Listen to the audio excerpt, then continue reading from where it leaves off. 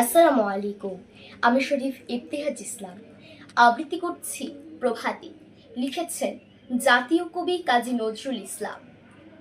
ভোর হলো দৌড় খোলো, খুকুমনি ওঠরে, ওই ডাকি জুঁই শাখে ফুল খুকি ছোটরে।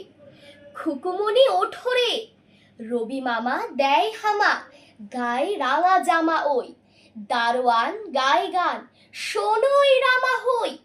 তেজি নীর করে ভিড়, ওরে পাখি আকাশে, এন্তার গান তার ভাসে ভোর বাতাসে।